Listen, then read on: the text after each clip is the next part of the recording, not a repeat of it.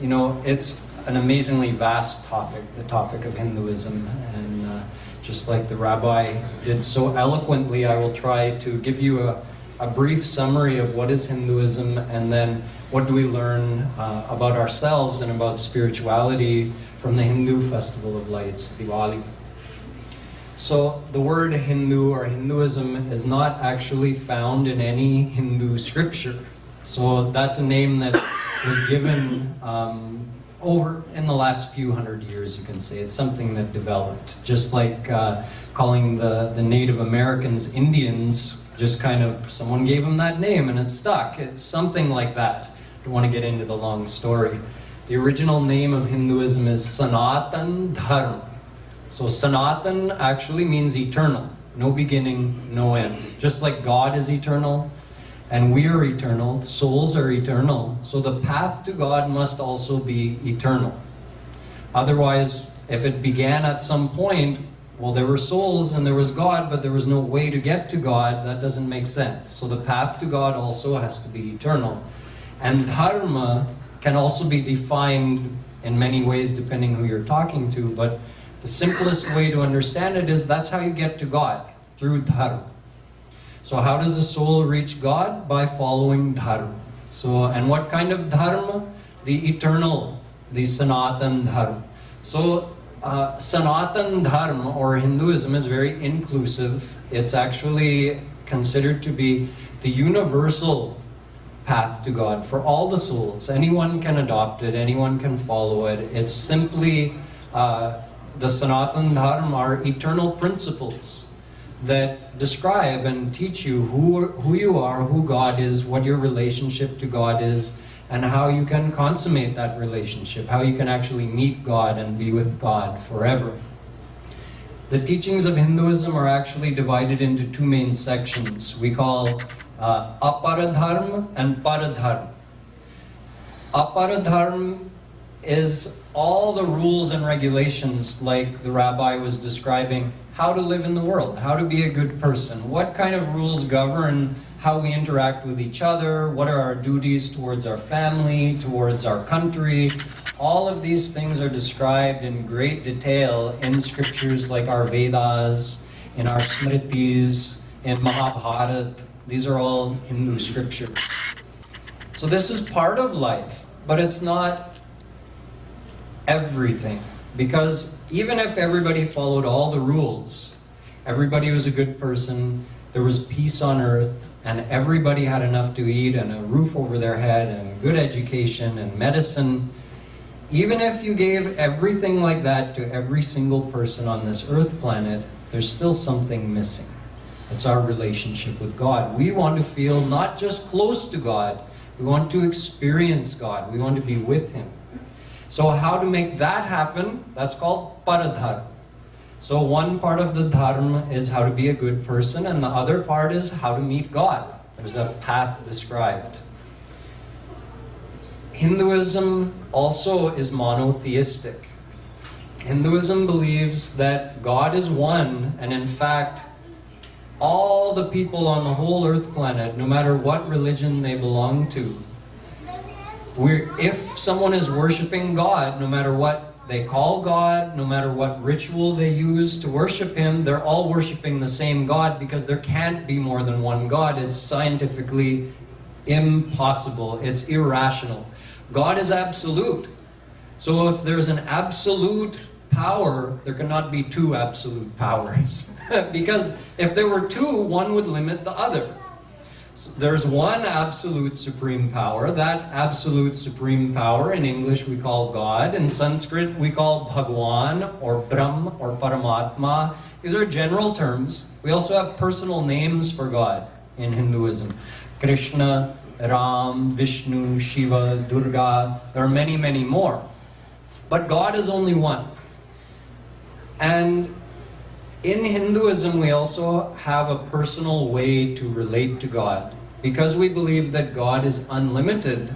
So it means God is everywhere, all the time. He's always with us.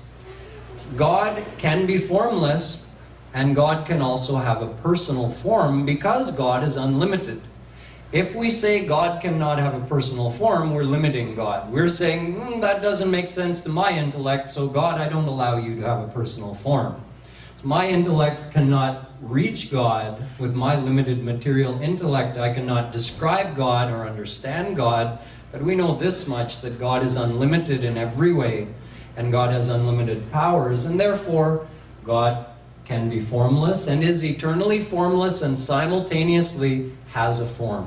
So those forms are also described in Hinduism, but don't let that lead you to believe that Hindus believe in more than one God. We worship one God who is unlimited in his powers and forms, or her powers and forms. So the festival of Diwali is one of many, many festivals throughout the year on the Hindu calendar, which is also lunar. This year, Diwali was, or 2010, Diwali was on November 5th, but it's actually the new moon. Whatever day the new moon falls on, that's Diwali. So in Diwali, which is also the festival of lights, the origin of Diwali is a divine event. In Sanskrit, a divine event is called a lila. A divine event which takes place on the earth planet is called a lila. So there was a lila involving Ram, Bhagwan Ram, Sita Ram, returning to his city of Ayodhya, which is still there now. This happened a long, long time ago in India. Ayodhya is still there in North India. Ram was away from Ayodhya for 14 years, and as he was returning, because he was the beloved king of Ayodhya, all of the people anticipating his return cleaned the whole city, top to bottom, every corner, and decorated the whole city with lights to welcome their beloved Ram home. So that was the beginning of how lights got associated with Diwali. The whole city was decorated with what we call diyas, the little clay or earthen container holding some ghee with a wick and burning. So everywhere on the rooftops, on the windowsills, on the door sills, on the boundary walls, everything was covered in diyas to welcome Ram home. So nowadays also we remember that day, that important day of Bhagwan Ram returning home. And we also decorate our homes to welcome God into our home. And on a personal level, the light of Diwali, similar to what the rabbi was describing in the end, the light of Diwali represents knowledge and goodness. Our Sanskrit scriptures teach that we are not only the physical body, we also have a mind, not the brain. The brain is part of your body. The mind is a subtle thing which functions through your brain, you can say. Just like you have a sense of sight that functions through your physical eyeballs, you have a subtle mind that functions using the organ of your brain. So you have a physical body, you have a mind, and you have your divine soul. So the soul is divine, just like God. And the body and the mind are actually material and limited. But you are made up of all three. So the soul is perfect, eternally perfect, but the mind is not perfect. The mind, like all other things in this world, is a combination of good and bad. The energy that makes up this world in Sanskrit is called Maya, and Maya is inherently a combination of the positive and negative. So nowhere in the world can you find only good, and nowhere in the world can you find only bad. In fact, Hinduism teaches that there is no absolute good in the world. Although God is absolute, the world itself has no absolute goodness or absolute badness. There's no absolute evil or absolute good. There are different gradients of the two, like 99% good and 1% bad, 50-50, 99% bad, 1% good. So in our mind, we also have this gradient. There are no good or bad souls, but in our mind, because the potential for good and bad is inherent in the human mind. God didn't make us good or bad. Just the energy itself of our mind is inherently a combination of good and bad. So, which one do we develop? Which one do we cultivate? And cultivating or fostering goodness or badness is very easy. Depends on our thinking. Good thoughts create good sanskars, good impressions in our mind that cultivates the goodness, the good quality, sattva we say. And wrong thinking does the exact opposite. So how does a good person become bad? Through wrong thinking, through wrong speaking, through wrong actions, but it all starts with thinking. How does a bad person become good?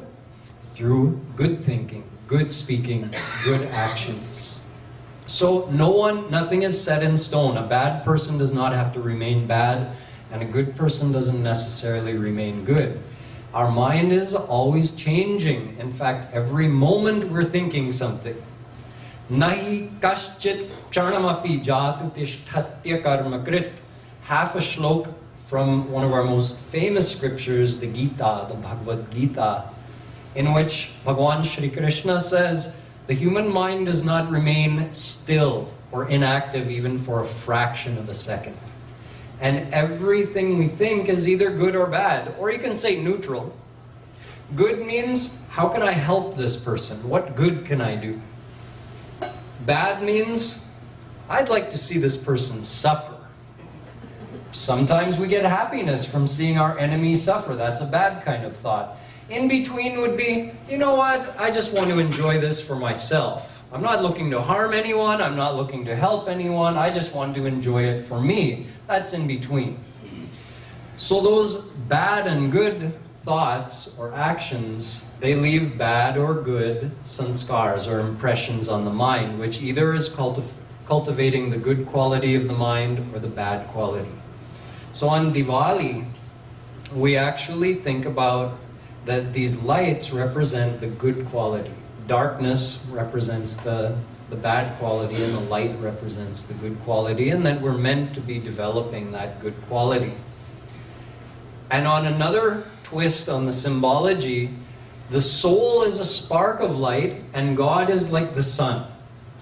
Both are eternal. God is eternal, but He gives life to all the individual souls. So we have an eternal relationship with Him. Even though we have temporary physical relationships with each other, like you and all of us and me, we met today. Some of us have never met before, and some of us may never meet again. So we came together for a short time. Some of us, like my physical mother and father in this life, we're together for our whole life. That's a lifelong relationship.